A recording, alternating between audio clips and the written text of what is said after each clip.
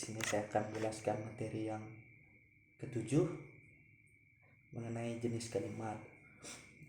Di sini sebelum saya menjelaskan materi selanjutnya, saya akan perkenalkan diri terlebih dahulu.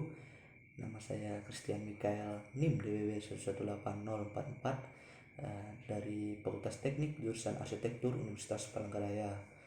Nah, di sini saya akan menjelaskan mengenai pemahaman saya mengenai materi jenis kalimat. Kalimat dalam bahasa Indonesia dapat dibedakan menjadi kalimat simpleks, kompleks, majemuk, dan majemuk campuran. Nah, di sini saya akan menjelaskan satu persatu mengenai kalimat-kalimat tersebut. Di sini saya akan menjelaskan yang pertama yaitu kalimat simpleks yang lazim disebut dengan kalimat tunggal atau yang atau penjelasannya mengenai kalimat yang hanya terdiri atas satu klausa atau satu struktur predikat. Satu struktur predikat di dalam kalimat dapat berupa subjek dan predikat atau SP. Terus yang selanjutnya subjek, predikat, objek atau SPO. Terus yang selanjutnya subjek, predikat, dan pelengkap atau SPPL. Terus yang selanjutnya yaitu subjek, predikat, dan keterangan atau SPK. Bahkan dapat pula hanya berupa predikat P. Contoh kalimat simpleks. Di sini saya akan memberikan suatu contoh atau gambaran mengenai kalimat simpleks. Di sini contohnya ialah Rani sedang belajar, di mana Rani sebagai subjek, sedangkan sebagai predikat dan belajar sebagai objek, yaitu sedang sebagai predikat dan belajar sebagai objek. Nah, di sini saya akan jelaskan lagi mengenai kalimat kompleks.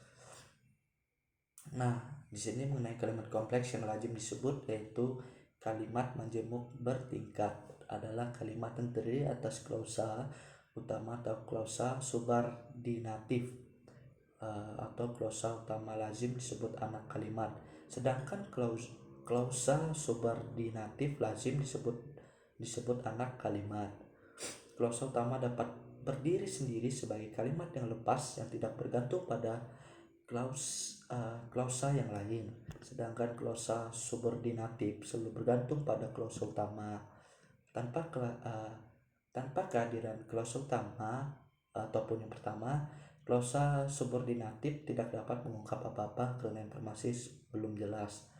Selain itu, klausa subordinatif merupakan pengembangan dari salah satu fungsi kalimat, sehingga klausa ini hanya menduduki salah satu fungsi yang ada di dalam kalimat. Oleh karena itu, hubungan antara klausa dapat di dalam kalimat kompleks ini tidak sederajat atau tidak sejajar. Mungkin saya akan memberikan contohnya kembali mengenai kalimat kompleks. Di sini akan saya memberikan contoh yaitu ayah menjadi pemateri webinar dan adik sedang mengikuti kelas daring.